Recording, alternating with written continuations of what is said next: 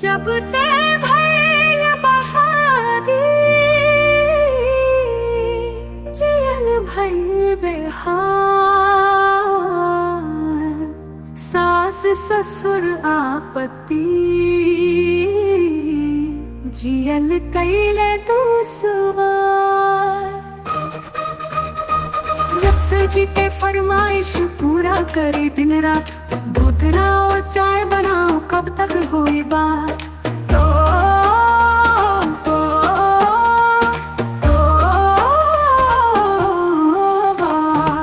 दिन के ना रहे चैन, रात के ना रही नींद। ऐ भगवान तेहू का सुनावा हमारा।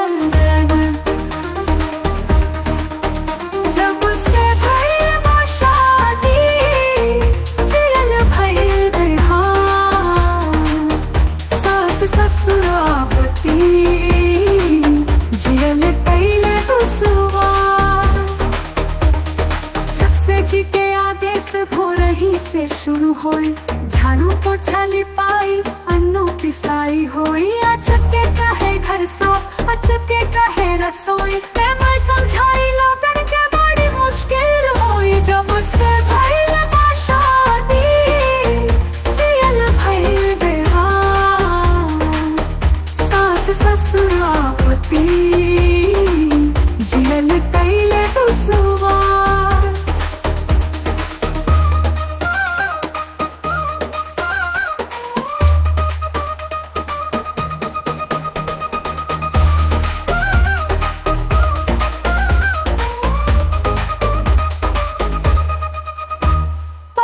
जी के भी फरमाइश, हर घड़ी नई कहानी। 2 मिनट के प्यार दे के ताना मारे जुबानी। काहे ना पानी सुंदर, काहे ना पानी तेज, ये प्रभु ही घर में हमके बचत दी कुबेर। जब से भइल बा शादी जियल भइल बेहाल। ससुर आपत्ति जियल कैले दुश्वार।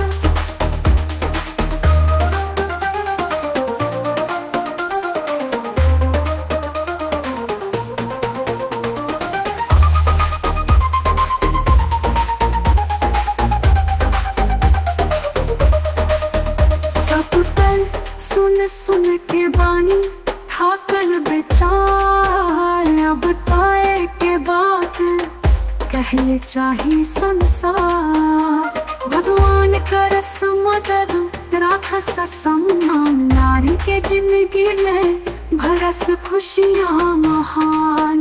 जब से भइल बा शादी जियल भइल बेहाल। सास ससुर आपत्ति जियल कैले दुश्वार।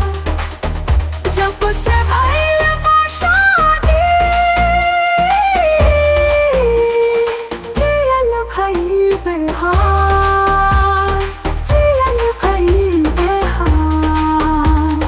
जियल भइल बेहाल।